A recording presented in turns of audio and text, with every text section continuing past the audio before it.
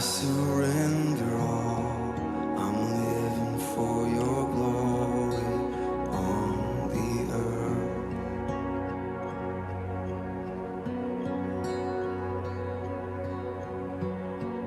This passion in my heart, this stirring in my soul, to see the nations bow, for all the world to know.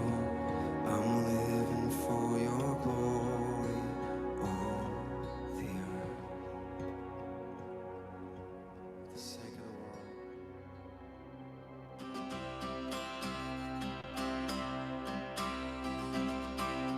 Who breaks the power of sin and darkness, whose love is mighty and so much stronger, the King of glory, the King above all kings, who shakes the whole earth with holy thunder, who leaves us breathless in awe and wonder, the King of glory, the King above all kings. This is amazing grace. This is unfailing love, that you would take my place, that you would bear my cross, you would lay down your life, that I would be set free. Jesus, I sing for all that you've done for me.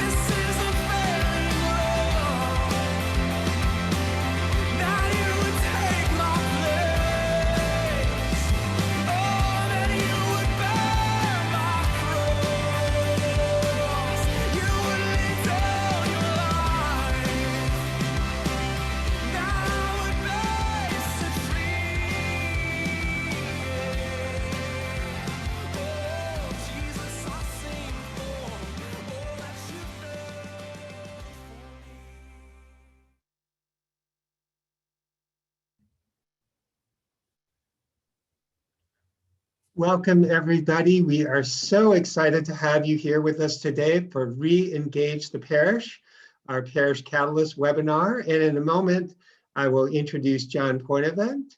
But before I do, I'd like to say my name is Paul Krenzelak, and behind the scenes, we have Jen Bober, who's supporting us with tech work. There's Jen. And there are over 600 of you who signed up for this webinar today.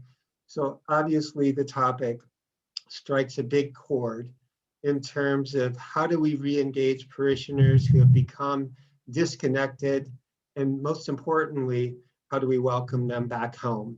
So there are folks here, we have a global audience from Saskatoon, Canada, Toronto, Madrid, Spain, Wollongong, Australia, and throughout the United States, Corpus Christi, Texas, Eden Prairie, Minnesota, Big Sandy, Michigan, Monterey, California. So many, many of you from across the country and the world. So very exciting to have you here. I just want to offer a couple of housekeeping details before we get going. And that is, first of all, if you have any comments or questions you would like to make, please use the Q&A box down below. The chat will actually not be available for you to chat, but we will be using the chat to send you links. So pay attention there. And also, we will send you, if you're signed up, you'll automatically receive a recording of this in a day or two. So with no further ado, I'm going to turn it over to John.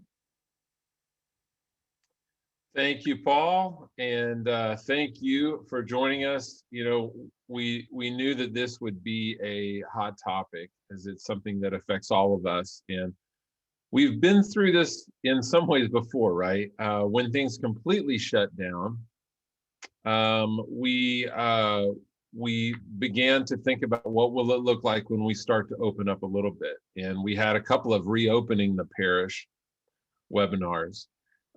As things progressed, we began to experience the pain of disconnectedness. People that were no longer engaged, they weren't waiting around for us to reopen, they just were not engaged.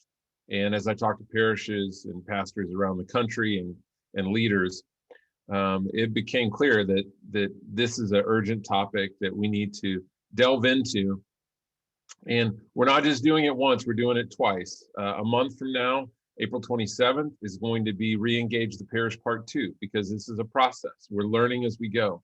And different parts of the country are opening and engaging people sooner than others. So wherever you're at in that, I think you'll find some things that will be applicable to your parish. So I want to get into our topic now. And got a couple interviews with some parish leaders on pretty much coast to coast, Portland and Cleveland. But let's look at a few thoughts before we get into those interviews. The first is this: as you think about re-engagement and you think about the challenges people are facing, you think about the challenges the parish is facing, I want you to start by thinking about the challenges that your staff is facing. They are tired. They are exhausted. They have what many would call pivot fatigue. That adaptation and innovation urgency is great, and it can be energetic at times, but it can also be exhausting, right? So I want you to think about starting this re-engagement with re-engaging with your staff, not on a work level, but on a spiritual level. I would really encourage you to think about putting on the calendar soon, a staff retreat, either a day or even 2 days, if you can make that happen. Get them off the site from the parish. Don't do this in their offices or in the parish hall. Get somewhere that you can get some nature and some beauty around you. And think about doing a staff retreat after Easter, and this coming out of the tomb mindset that Easter lends itself so perfectly to, right? And in a way, we are coming out of the tomb. It doesn't mean this is all over with or we're never going to have any problems with it again, but there is a feeling of newness and new life, that this is somehow a Paschal moment that we are in. And the timing, as I say in one of our interviews, that it is occurring during the season of Easter couldn't be more poignant. So think about on this retreat, engaging your staff in some conversations, maybe splitting them up into small groups if you have a large staff, having them discuss, what have you lost or gained? What would you do differently if you went this time through this time again, either personally or in ministry? How has this time impacted your faith personally? What are you grateful for? What are you looking forward to? I think it's really important these conversations have the safety and freedom of people being honest, of what they've lost, how they've been discouraged, what they're still struggling with, but also help them turn the corner to what are you grateful for and what are you looking forward to. So I would start with spiritual reflection and refreshing. If somebody could come in and lead you in some songs of worship, give people some time of personal reflection, not all in group settings, give them some personal time. And then you can begin to talk about some strategy and planning. But don't rush into that. I would spend at least half of your time on spiritual reflection and refreshing for your staff. Maybe you want to bring in someone from the outside to lead this retreat so that you can participate as well, and so that all of you can be receiving during this time. If you err on any side, err on the side of spending too much time on the spiritual and the reflection and the investing in encouraging your staff. Maybe you can set strategy and planning for another day, but give them this time to re-energize. I would also do as much economically possible, do things that are a blessing to them. Have nice meals. If you can get away to a nice place, doesn't have to be an expensive hotel. It could just be a camp or a retreat center, but let them know you've thought about them and you've kind of set the table, so to speak, for them to be encouraged and blessed. Another aspect of this re-engagement is to think about the different types of people that we're needing to re-engage with. If your thought is just, I want to get butts in seats and I want to get people going to mass and giving again as much as possible, I'm sorry, but that is not only is that not the right mindset, it's not the most effective mindset.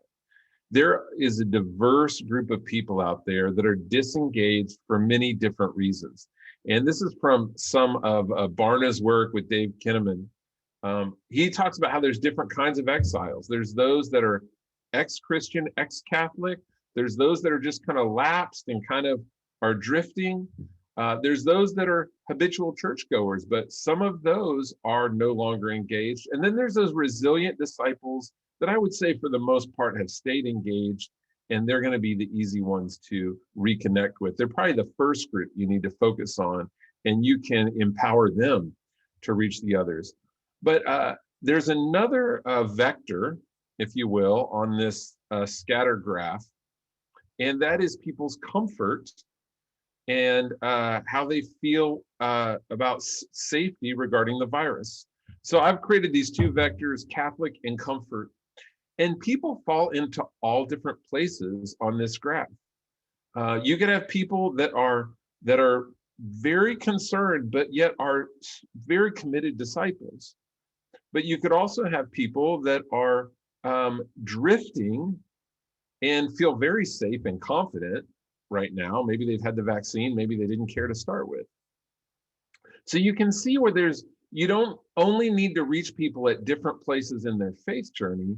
We need to think about reaching people at different levels of comfort with the virus, with group settings, with social distancing. And we'll talk more about that, ways to do that later.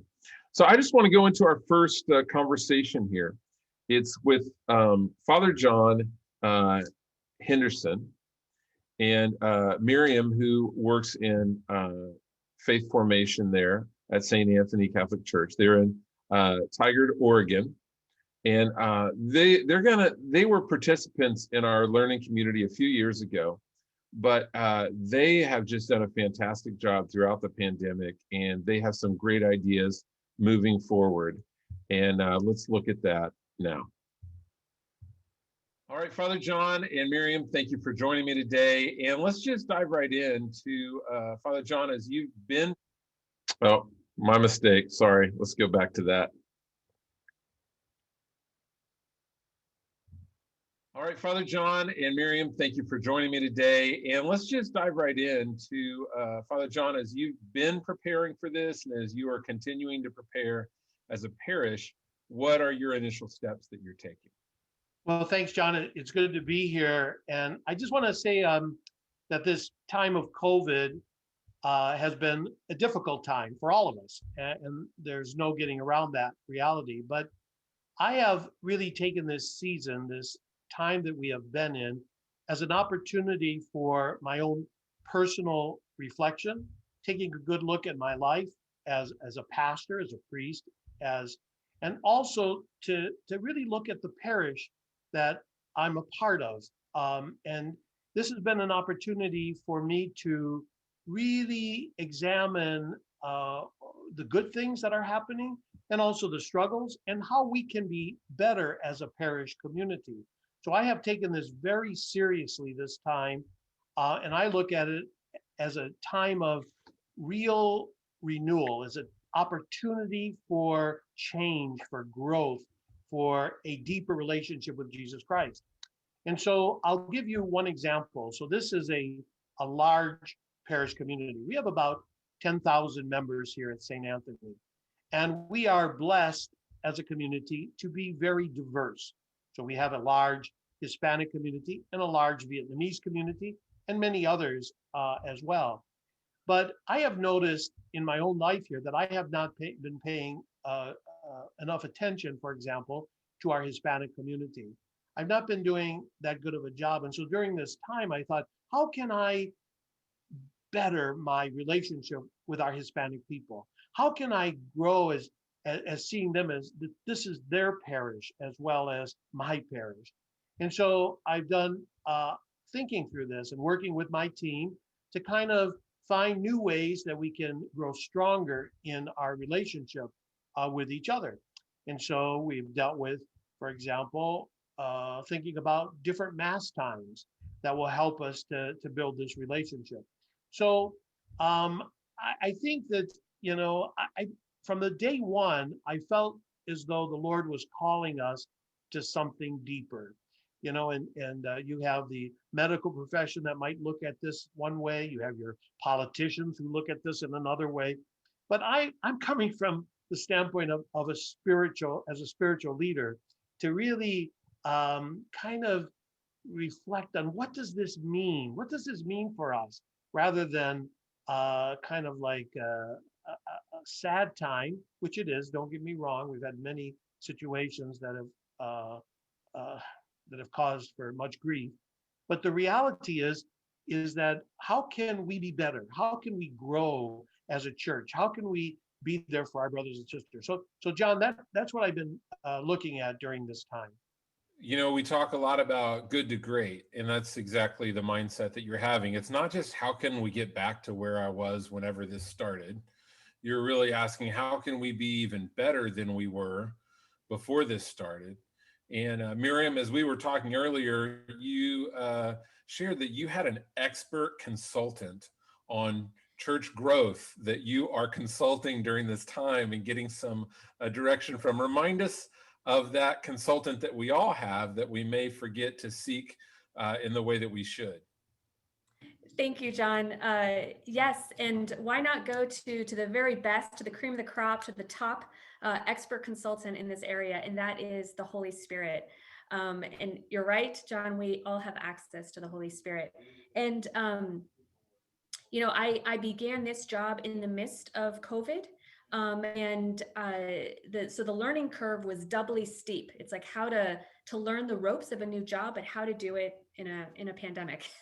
But in a time where it seemed like there was so much that we could not do, it was a constant reminder to remember those things that God was already doing and has already done in the life of this community, but also in my own life.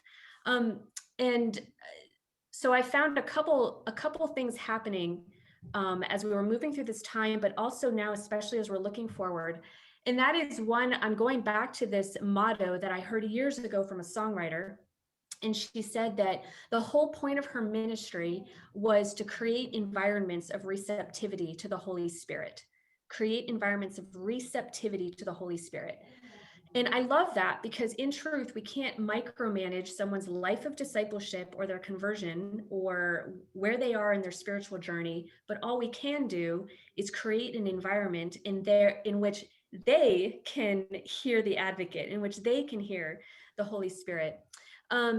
So looking forward, what can we do in these new beginnings, in this new season, to create these environments where people can hear the voice of God, can identify the movement of the Holy Spirit? Because that I'm realizing more and more, that's all that we can really do. And so it really has been a lesson in letting the Holy Spirit do the heavy lifting. Like I can do my very best, I can give it my best shot, but I have to let God do the rest. If I really believe that he is that powerful, I have to believe that he can do the heavy lifting, that he can do the real work. And from a day to day, John, honestly, I have been drawing deeply from the wells of my own conversion experience from years ago and my own vocation. Not that I'm talking about it per se to the families or the students or anything. It's just daily I am drawing strength from the memory of what God has already done in my own life and trusting in that, in his transforming power. And so I think moving forward with just having that strength and that trust and knowing there seem to be insurmountable obstacles. So let us do what we can and really entrust the hard work to the Holy Spirit.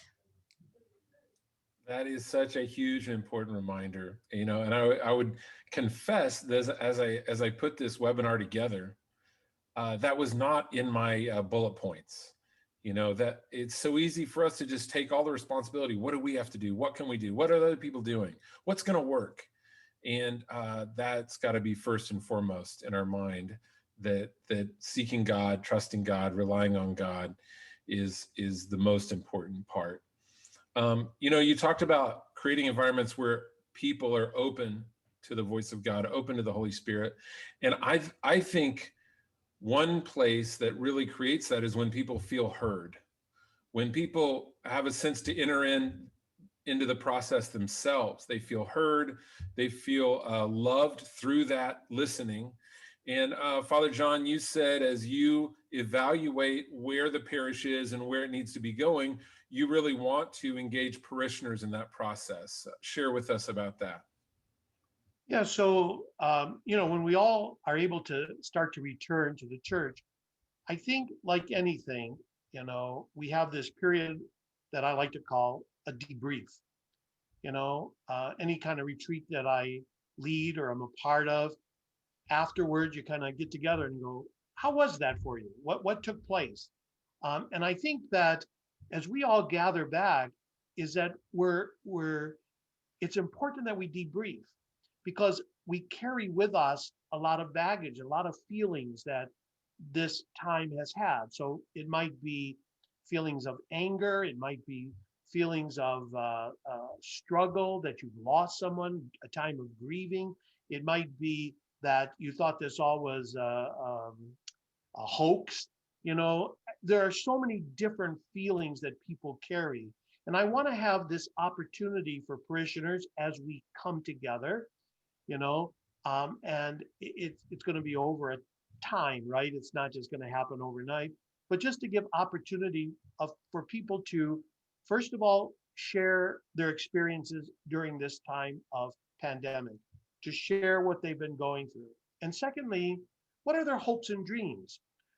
How do they see this return to be able to come through the doors of this sacred place, to be able to receive the Eucharist again? What are your hopes as part of the parish that is going to help us to deepen this relationship to the Lord. And this is what we want to begin to open the door for our parishioners to kind of a time of reflection and also a time of hope as we move forward. That it's not something that we're going to say, oh, thank God that's over. That now we're back to the way it was. No, it's never going to be that way as far as I'm concerned. The Lord has led us through this time into something greater as far as I'm concerned. And I like what, Miriam pointed out, it is that spirit that's bringing us to a new way of living, a new day, a new time. And so I think that debriefing is so important to give people a chance to vent, a chance to dream, and a chance to pray together for tomorrow and the next day, and how we're going to move forward in our relationship with Jesus Christ as dynamic disciples. And you're going to be doing this in small group settings. What's your strategy for that? Will some be virtual, some in person? What's that look like? Yeah, as far as I'm concerned, it could be either one. My hope is to get our team involved, to be able to meet with people and to be able to spend time with them. It could be Zoom. By the way, John, you raise a good point. For me, this Zoom has taught me a lot about communication, about being there for others when they can't get out.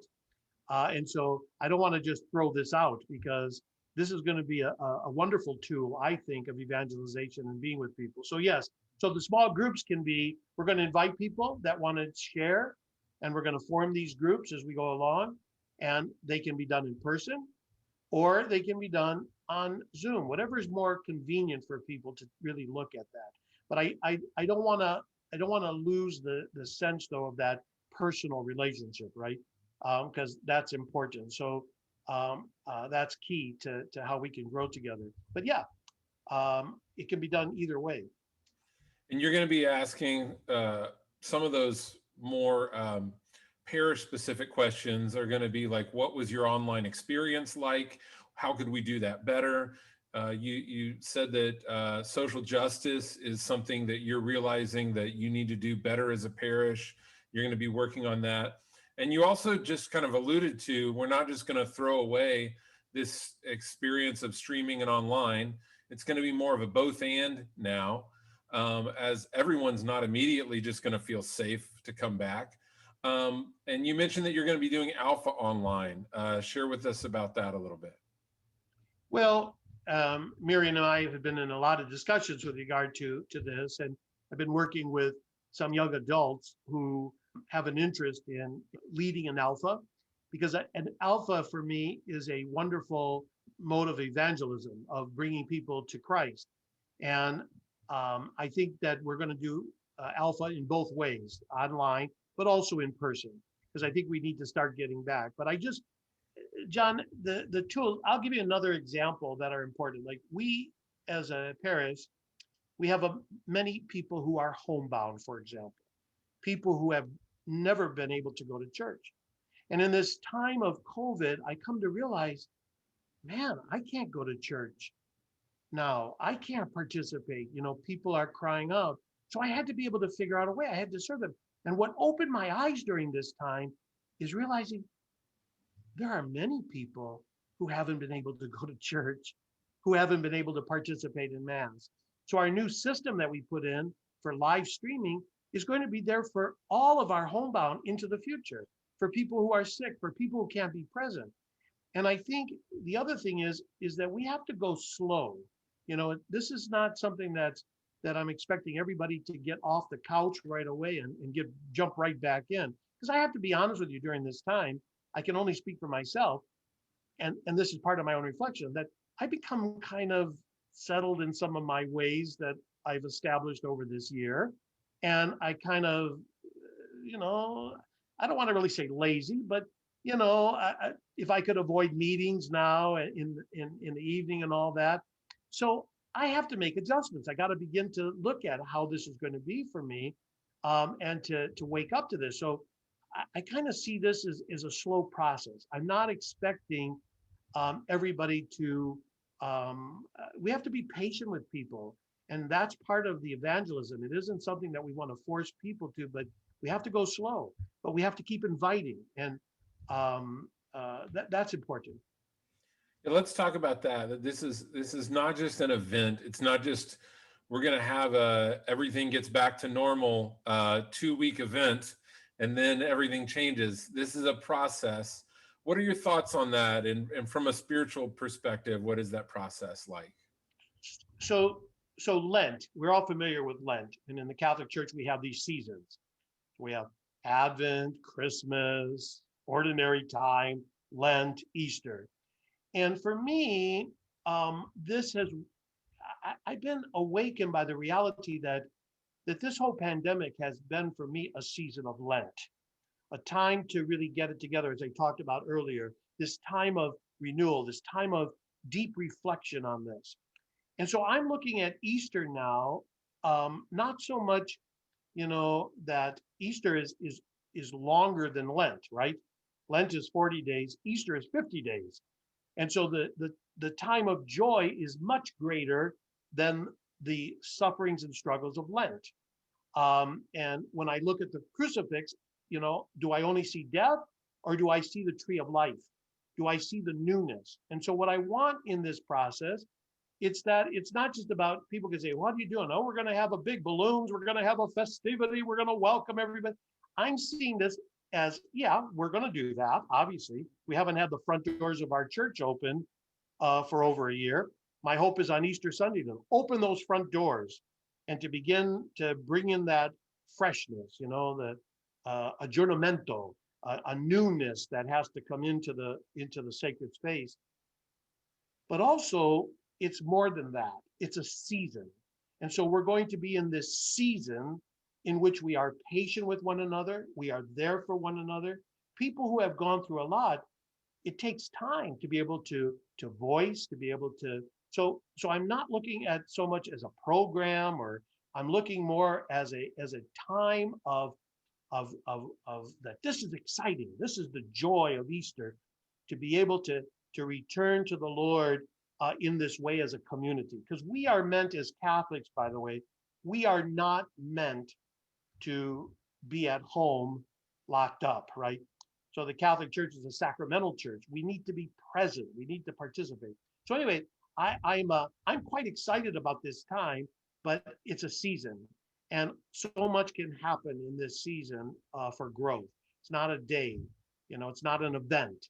It's a movement into something new, because I think the way it was, the whole idea of Easter, right? The whole idea, by the way, of Easter is that, of Lent, is that I'm going to change my life, and so we do things, like a person might say, well, I'm going to stop drinking because it's Lent. And Easter comes, oh, thank God that's over. Now I could go back to my drinking again. See, what has Lent done for you? So for me, it should be that time that as we enter into this, that there's a newness, that something's happened to us. We see the importance, the need for Jesus Christ in our life. And so that's how I'm looking at this opportunity. And so, and the door is open for us for the possibilities. And just listening to my team, and as we work together, it's going to be exciting. We're in exciting times, actually, and we don't realize it. So. As you mentioned earlier, there has been a lot of loss during this time for people. There've been loss of lives, whether from COVID or just other means that people weren't able to grieve properly. There've been loss of jobs, loss of income, loss of hopes, loss of weddings, loss of graduations. And I know that you're not just jumping right into celebration, that you're going to give people a chance to process all of that as well. What is that going to look like? Well, we want to have first of all, a huge mass that I've been thinking about in terms of all of the sadness that we have experienced, all of the deaths that have occurred, to offer all of our brothers and sisters to the Lord in prayer, to be there, to be able to heal one another, to pray over one another, to take this time of grieving. Because I think, it's not like that's what I meant earlier, that it's not like it's over and, we got to go through this process. And so I was thinking of having a huge celebration, a huge mass, in a sense of celebrating life for all those who have gone before us during this time, not only of COVID, like you said, but we've had many people die that we couldn't even have a funeral because of COVID. And that really is hard on myself as well, to see so many parishioners who have suffered and struggled. And so we need to have that time. And secondly, then also to have a celebration of hope, and opening our hearts to the Spirit will lead us into greater things. So those two celebrations are really important to me, that we can really bring us together in our time of healing, in our time of being able to vent all of our concerns, and also as a time of real growth and joy, because Easter is a season of joy. That our life does not end in death, right? And so that's really important, that we are a resurrection people. And so we need to really do all we can in this evangelism to spread the good news, the gospel of Jesus Christ. I think it is just so perfect that this season in quarantine or coming out is happening as we go into Easter. And I was listening to one of the morning shows on TV this morning, and they were talking about the things they're looking forward to, and how it is springtime, and this is just, they are beginning to fill up with so much hope. And I think that longing is in the hearts of people everywhere, and who better than us to provide a place for them to express and fulfill and be inspired even more in that hope. So I love that you're doing a mass of mourning and loss, but also a mass of hope and celebration. I think that's great. Miriam, we've saved the biggest, most important question for you that is on the minds of everyone out there. And that is, what about those parishioners that are not coming back? What about those that we aren't seeing in the pews? And maybe they're not even going to be online, depending on who you talk to. The doomsday predictions are anywhere from 30% to 60% are not coming back. So tell us your big plan for getting all those people back into the church. Perhaps big, but simple, because really the first step is to identify those who are not there. And as we're talking as a team, we're only a handful of people, so we're, and I will preface this also by saying that I sing in one of the choirs, and when I look out onto the congregation, it's hard for me it's a sea of faces. I can't really always tell who isn't there. However, our parishioners are uniquely poised for this task, to be able to identify who were the regulars next to them in the pew, maybe a year and a half ago. My prayer is that they remember who they were, that they were friends with them, at least acquaintances with them, because they will be the ones who keenly feel their absence. They're the ones who are able to really see where are the holes, where are the empty places in the pews. We can't move the needle on this without enlisting the help of the parishioners. I think it's a Herculean task for a team of 4 or 5 people to really realistically identify those who aren't coming back. So I think we really need the help of those in the pews to say, I just kind of noticed this one person isn't here. And folks might think, it's just one person. Well, first of all, it's never just one person. When we're talking about souls, it's never, we don't use that language. It's never just one. But imagine, just amplify that effect. If lots of people are seeing just that one person who isn't there, all of a sudden you're finding avenues to reach out to a lot of people. And it could be, again, my hope is that they have ways of getting in touch with them. And here's the thing, it's asking us to step outside of our comfort zone. So we are, maybe we're not using the word, I would like to use the word evangelization, but if that causes some anxiety among people who aren't ready to be, evangelizing it. We could just say, oh, well, just reach out to the person who's missing in your pew. We're like, well, they're evangelizing anyway, you know? So it really brings them to those front lines of outreach and really kind of training for evangelization, kind of not accidentally, but maybe, yeah, kind of falling into that mission. So yeah, just really leaning on the parishioners themselves to reach out to the ones that they see are missing. Because Father John, I don't want to speak for you, but I know that would be hard for me, like being able to kind of to identify all the gaps in the pews. Well, Yeah. it's hard, and it's not your job. You know, it's what you're doing when you do this is you're creating a disciple culture. And one of the 5 characteristics of a dynamic disciple is that a disciple leads others to Christ. And that just means helping another person take one step closer. And so it doesn't just work better at delegating the responsibility. You are making disciples of your people and teaching them that a disciple makes disciples. And so I know some of you are listening to this and you're saying, oh, well, my people will never do that. Well, if your people will never do that, then your people are not living as disciples. And so there's no better time than the present to start teaching them how to be a disciple. And so when Miriam first shared this idea, when we spoke earlier in the week, we kind of workshopped it a little bit. And I want to share that with you guys. We workshopped it and said, how could we help people do this in a practical way, more than just an announcement? So what we talked about doing is possibly Father John giving a homily on how a disciple helps others take one step closer to God. And at the end of that homily, he might invite people to look around the room and ask themselves, who's missing? Who do I not see here? Who could I reach out to?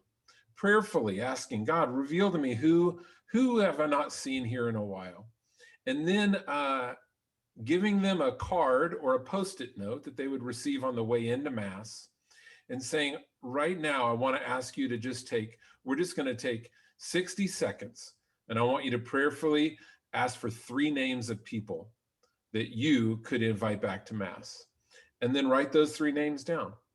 Now, this isn't just a one-time thing. This is an ongoing process. So what you're going to ask them to do that first week is just pray for those 3 names. Just put it on your bathroom mirror. You don't have to talk to them. Actually, you're not even allowed to talk to them about Mass this week. Just pray for them this week. And then next week, when they come back, you say, remember those 3 names you've been praying for? Well, this week, you're going to pray for an opportunity to talk to them. And we're just going to see if God might give you an opportunity to talk to them this week. And then the 3rd week, we're going to say, okay, you've prayed for them. You've prayed for an opportunity to talk to them. Now we're going to put feet to our faith, and you're going to put down on the calendar a time this week that you're going to reach out to these 3 people. Now, imagine if everyone that comes back to Mass did that. And even if only 1/3 of those people responded, you would double your attendance immediately. And I will tell you that you can make announcements to come back to Mass. You can do a great social media push. You can, email people. You can send them postcards. Nothing will bring them back like a friend inviting them personally. So again, this is a step of faith. It's a challenge to your people. It's more labor intensive, but it is exponentially more effective. So one last question I have for you. This is a toss-up, whoever wants to answer it. When you hear people say, I can't wait till things get back to normal, what does that bring to mind for you? And what would you say to them? Well, for me personally, I would be asking that question back to them, because I'd like to go deeper in the conversation. So basically, and I've already been doing this actually. So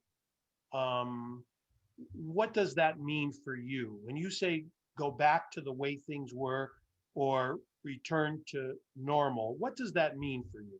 How does that look? Because I think we're entering in a time that is, the Lord is leading us to a new point, a new way of living. And so we're going to go back to normal, but I like to say a new normal, a new opportunity that we all have. And so I think that's important because I've had these major kind of discussions with people about that. And we're not going to go back to the way it was, you know? And I think all of us, if we've really journeyed through this time, are coming out new, renewed with a new opportunity. So yes, I mean the Eucharist, the celebration of the Mass is there for us. It's not like we're going to have a new Mass or a new, but it's our lives that are different. Our way of doing things is different. Our engagement in the church is different. Our being a dynamic disciple. But anyway, so Miriam, I don't know, what are your thoughts? Yeah, I mean, if it's a going back to normal out of a sense of kind of nostalgia or kind of wanting to chase the past just for the sake of going back there, there could be some fruit to that, because if for instance, if we're going back to things that were, circle back to the work of the Holy Spirit, if these were life-giving, fruitful, transformative things that we want to get back to, and that was the norm, then yes, sign me up. I would like to get back to that too, because even in that normal, God was doing something new. But don't, if it's just a sense of nostalgia or sentiment, that if it doesn't kind of get beyond there, where maybe things were a little more convenient or a little easier, that's where I might see some red flags. I'm like, oh, no, where was God doing something new in that normal? Where was it pushing you in your faith? Was that your normal? That's good. So I would kind of want to reframe what was so good about the norm, what was so good about normal, and where was it life-giving? Yeah. And what is God doing now? And what can we embrace that God's doing now? Well, thank you so much for joining me today. And I'm excited about the future just listening to you two talk about it. So thank you for joining us. And I'm excited to hear back about this season and the things that you're doing, and hear about the fruit from them. Thank you. Thank you, John. It was great to be with you all. Thank you so much. I just love those guys. I love their heart for people. If you noticed, they keep coming back to listening to people, talking to people, connecting with people relationally. And I think that's been the key to their success throughout quarantine. And it will continue to be as they re-engage people more. I want to answer a couple of questions that were during their interview there. One is, what is Alpha? If you're not familiar with it, just go to alphausa.org. But Alpha is an evangelization. They wouldn't call it a program, but there's not really a better word for it. It's a 12-week process that engages people in a very safe environment to share their questions about faith, their concerns, their struggles. And it's a very open, safe environment to do that. You can do it online or do it in person. All the materials are free. I encourage you to check that out. And then I was also asked, how do we help parishioners overcome fear? That's a great question. And Mary Victoria, I don't know if you were, I think you're referring specifically with regards to coming back to Mass, the coronavirus.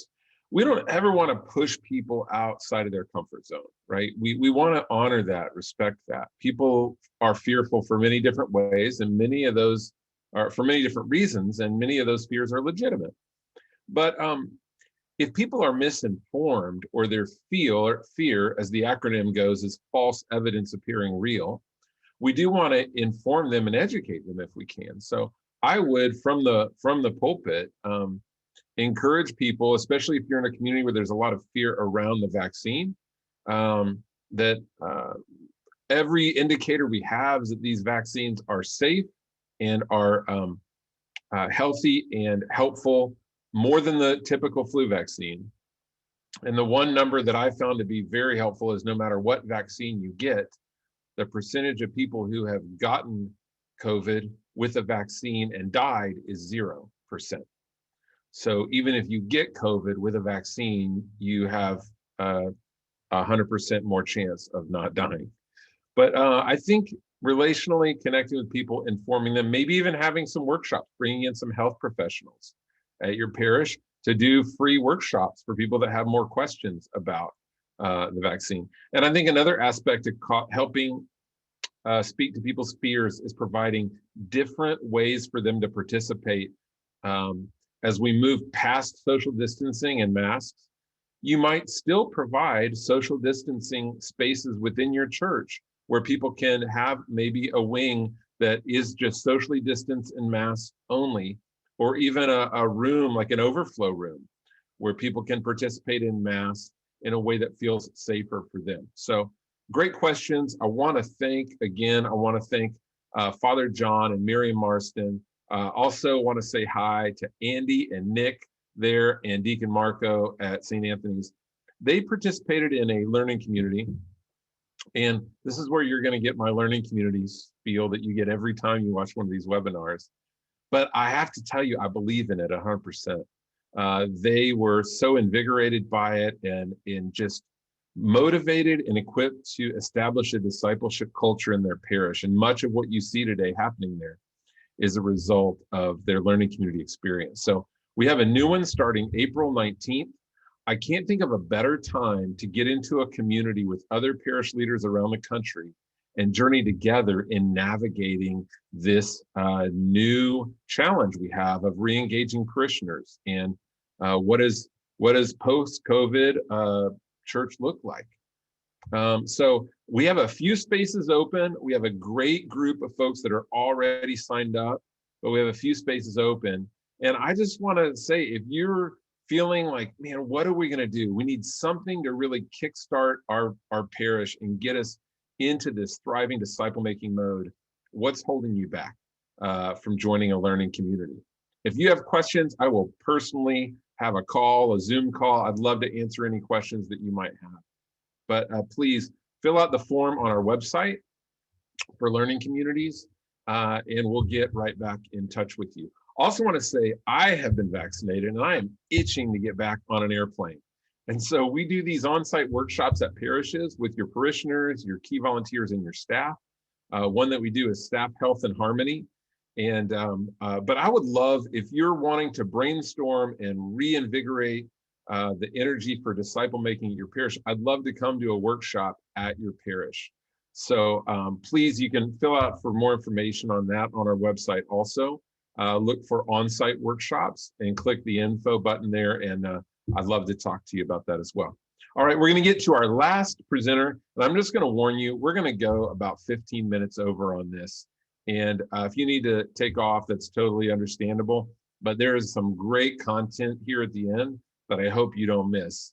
Our next presenter is Father Bob Steck.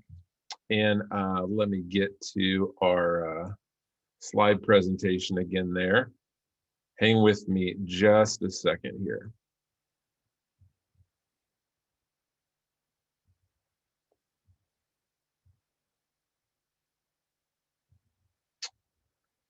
Please hold. All right. Our next presenter is Father Bob Steck, and he was our participant in our first ever learning community. He's a phenomenal pastor and a great parish, and let's listen to what he has to say now.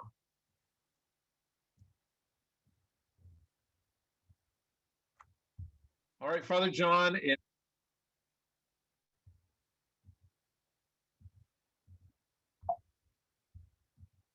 But what have you and your team been talking about and evaluating, thinking about, strategizing about with the return? So I think there's a number of things. So I think as I share with you, the blessing is we have never really shut down. So we don't have to go from 0 to 60. Mm-hmm. But having said that, I think we've worked really hard to think strategically on how to engage people. So You know, we still have hundreds and hundreds of people doing small faith sharing groups, and you know, we had a great response for Alpha and things like that. So thank you, God, for that. But what is most important and most particular to this is we have been laying the groundwork for what I think we're calling a kingdom building process. So we've been actually laying the groundwork for the last couple of months. So um, our pastoral council has been doing a lot of appreciative inquiry um, interviews, one-to-one listening to our members, listening to what's important to them, listening to where they're at, listening to what they need. So we spent January and February just kind of refreshing, retraining them. We did this probably about 5 years ago. We interviewed one-to-one thousands of our members, and I think that's the goal over the next 3 months is to do the same thing again. And there's a power to the narrative. And so appreciative inquiry is less didactic in content and more very much the narrative. So, you know, there's a power to the story. And so we've been just really helping equip them on that. That's piece number one. Piece number two is our diocese is actually doing a didactic survey just to kind of start getting a dipstick on where the diocese is at, not about the pandemic, but as much as we start to reimagine the diocese over the next 3 to 5 years. So that's piece number two. And then piece number three, and then this will actually kick off into high gear next week, is so this kingdom building process, you know, we're bringing in somebody to really just facilitate conversations in concentric circles. So we're starting with core staff, working out to the next wave. There's 5 waves that we're going to work and, you know, and bring people together and just really do a spiritual renewal, a time of reimagination, a time of conversation and reflection, ultimately with a toolkit that has been provided at the end. That's the last piece. Then how do we carry this in August and September to all of our members? And probably the biggest struggle, if you will, is, you know, we want to start moving forward, and you know, we've been doing things, but you know, like even to the invitation piece, we're just until we, you know, we're still not out of the storm. We're closer, but we're not out of the storm yet. So, you know, we don't want the cast of gazillions here at this moment yet. So even for Easter, I mean, we're going to do, and typically on Easter, we would do 8 services. This year we have 14, right? And so that we can continue, so we can give people Easter, but still do it in a way that's comfortable and safe, because, you know, it's obviously going to be just, we need to keep people safe still. So that's the appreciative inquiry. This will stir a whole wave of conversation, and then we're going to engage in a process of what we call courageous conversations, and the courageous conversations are it's a very clear process to help people think deeply about difficult things. So the first wave of them will obviously be about all things pandemic, what that's meant, but then we're also going to do things like talk about race, politics, the gay, lesbian, transgender issues. I mean, we let the pastoral council really pick off a list of 20, and so there is a systematic process, you know, that will take place between now and next December, actually, to outline these deeper conversations. And then 2 other practical things starting next month. We are doing outdoor masses again. Just we're in Cleveland. We're starting a 6-part concert series. So every 3 weeks there's a concert, just a family fun night outside, just to kind of bring people around the campus again. And I think that the biggest thing that we've been thinking about is, as people come back online, they're going to have to make choices, and we really need, in every way, not just Mass, but the church, the parish, to be their first choice. So the hopefulness is those are the fun things. We have a series of those. We're stirring deeper conversations. We're empowering and engaging. By the time these 5 circles will come together, that's probably 500 of our parish leaders, hopefully inspired, motivated, engaged, refreshed, renewed. that together, then we will go out and part of this is all about momentum as well. So how do we, how do we not peak the momentum too early? We really want the momentum piece to click in August and September as we start hopefully walking back into a rhythm of a pastoral year. And even to the point, I mean, there's no reset back to go. It's, we need to walk into a future full of hope, and we just have to pace out the momentum piece. And then all this will come together in November. We're going to do a parish mission, but we're going to do it in a way that's really just going to engage, give something for everybody to do. So whether it's a parish prayer, whether it's cutting out and putting their family name on an autumn leaf, I'm making up, there's 1,000 of these examples, so that over the course of a week and a half, everybody will find a way to participate in this commissioning, remissioning experience. And that'll then, God willing, we go into Christmas and 2022 is here. I love That's the high level summary. Yeah, that's an incredible summary. And it seems like you're in strategic planning, learning is serving you well as you are looking at, you're beginning with the end in mind, right? You're looking not at what can we do in the next few months. You're looking at what do we want to see happening in November and how do we get there? And what I heard you is, it's starting with personal connection, listening sessions, helping people feel heard and connected. And then you're creating a lot of different community opportunities. As you were talking about these courageous conversations, how do you plan on having those and giving people a venue for those conversations? I'll send you, there's a methodology to that. I'll just shoot it over to you. Okay.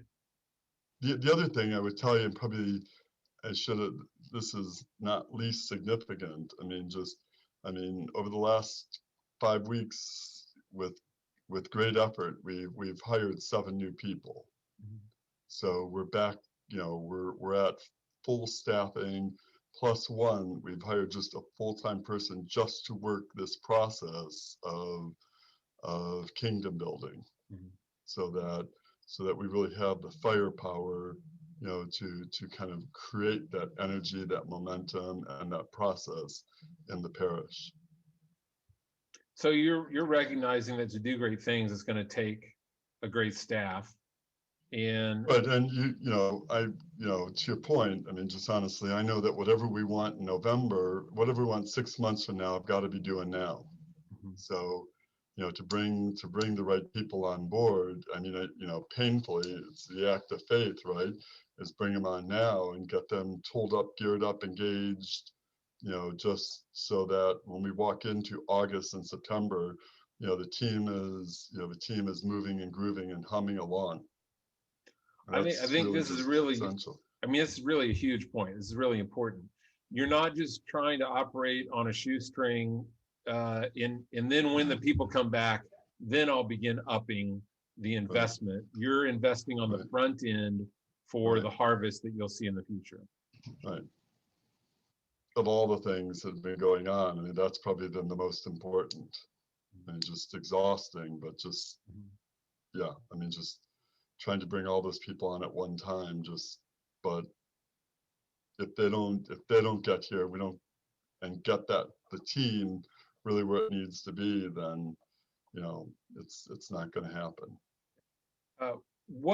How have you been talking to your staff during this time, as far as kind of giving them vision for moving forward?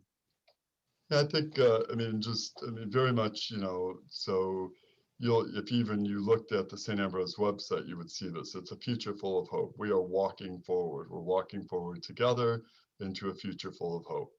Mm.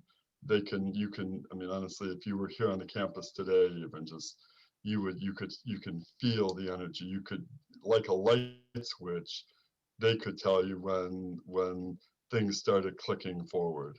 So, and again, we haven't been dead by any stretch of the imagination. I don't say that in a braggarly way, but they know, honestly, and I don't mean this in a braggarly way, they know that I am moving forward. Mm. And I am moving us forward, and we are walking together into a future, and you can palpably feel that at this moment. I mean, there's an energy, there's an excitement, there's an enthusiasm, right? That's just, there's a goodness, and you can palpably feel that. That's awesome. I mean, that's leadership, and that's, you create the environment, you create the culture by your attitude and your language. And how do you handle in the midst of that the naysayers, or the the negativity, or the well, we just want to go back to normal? How do you communicate to that? First, I mean, I think we want to be able to respect each person where they're at. And so even in all the listenings that we're doing, it's just important that we let each person name their reality. That's part of their healing and part of their processing through this experience. And we really want to honor and respect that. Piece number two is, in our community, I think people would know that the collective I, we are going to walk forward, we always have, into that bright, hopeful future. That's what God promises. So most of the people here are looking for us to walk forward. And thirdly, I think this is where I've said all through this pandemic, we need to do more, not less. We need to do smaller, not larger. We need to make sure that everybody's safe, responsible, but comfortable. And so in that comfort, this is going to be a very gentle process. So we're going to continue to do virtual things. We're going to continue to do a lot of small things. We're going to start bringing on some larger things, and we're going to try to continue to do the full spectrum so that everybody can be safe, we can act responsibly, and most importantly, they can be comfortable. And their comfort, connect that with piece number one, is absolutely essential. And so that's why, even through the pandemic, we have really worked hard to create the diversity of opportunities, large, small, more, not less, indoor, outdoor, virtual, the whole spectrum of reality. That is great. And I just love the heart for people in that, meeting them where they're at. And thank you for taking the time to share all of that, because I think it's You're welcome. really helpful. I think a lot of people need to hear it.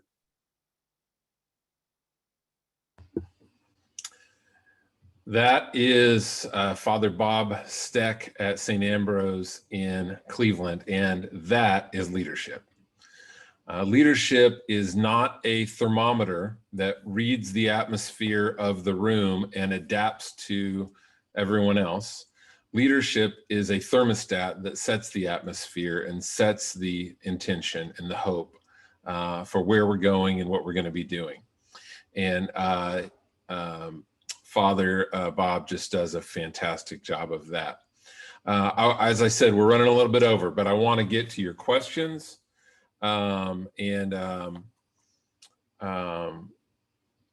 see what some of these are here. And then I have a few last things I want you to consider for those of you that are still on here, some practical steps in re-engaging people.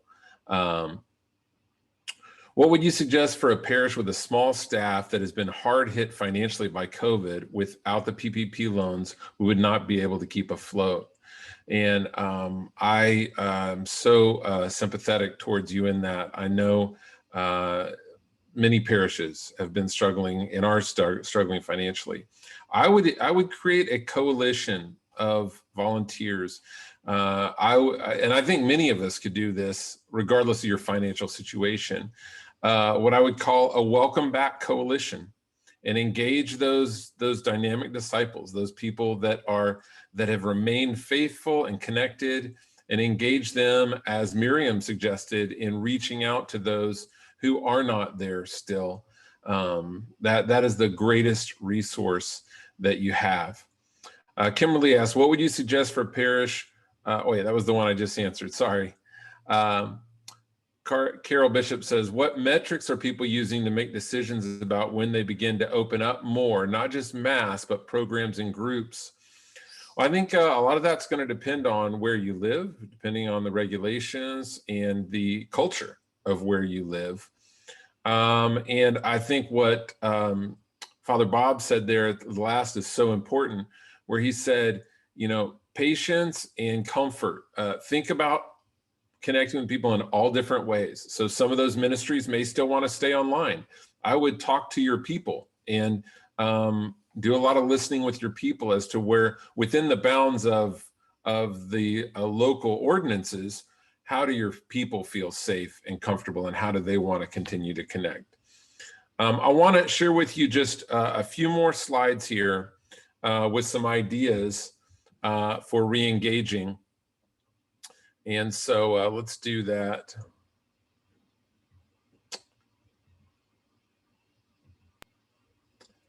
All right. First one I want to say is just that communication is key.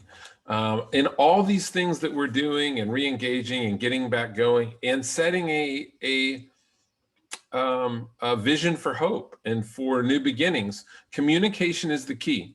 So I would think about focusing a lot on communicating through social media, through your website, but also through print for those who aren't online. Everyone is doing this now. Businesses are doing this now. I just got this from the Texas Rangers. It inspired me to buy some tickets to a baseball game.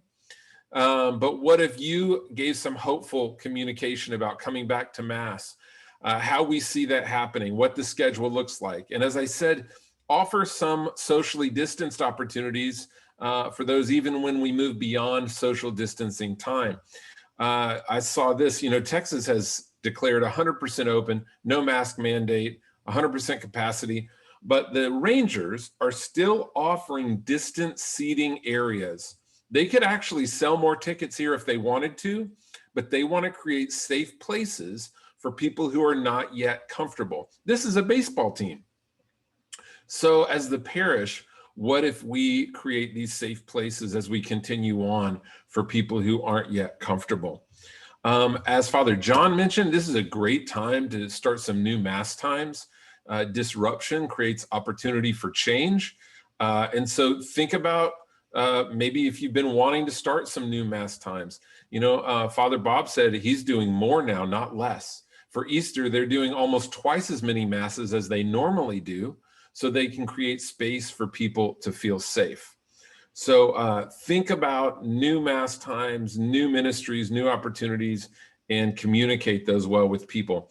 Also think about doing community-based fun things this summer and communicating that. So often we just send out business type information to people. Here's where you can sign up for the sacraments or for religious education or whatever. What about creating some fun events this summer that are community-based, that are outdoors, that offer socially distancing opportunities, and communicate it as fun? There are people that might not come back to Mass, but if they come to a fun event, they'll engage with others who are coming back to Mass, and maybe they get invited back. Also, when you communicate these things, don't overwhelm people with too much information. Make your communication card simple like this. Don't make your communication card like this. People do not need every single ministry and thing that you do in print. They can get it at the website. Focus on a few basic things that you want the broadest group of people to come to. And I want to give you some ideas for some fun things that you could do. One is a family drive-in movie night. Think about putting a screen or a sheet on the side of your church or a building, get a projector, get a sound system. Some of you already have these systems that will broadcast to your parking lot from doing parking lot Mass. They're like $250, I think. Think about doing a family drive-in movie night where you can help people get more connected with community. Think about doing service events where people can get connected. Maybe it's a blood drive. Maybe we've talked about this a lot during quarantine, but a food collection. There's a lot of people that are still really suffering financially, but there's others that are now beginning to be doing better and they'd like to give back. Give them opportunities to do that, to give back to the community. And I think you'll find it connects with and blesses both the giver and the receiver. So we don't have time to answer all of your questions, but thank you so much for joining us. And I want to remind you that our webinar next month is April 27th, and it is going to be ReEngage the Parish Part 2. I've already got a great presenter, a pastor lined up for that you're going to get some really great stuff from. So I hope that you'll sign up in the registration for that, and look for an email with links to this webinar coming to you in the next 48 hours so that you can share it with others. Thanks again for joining us. God bless.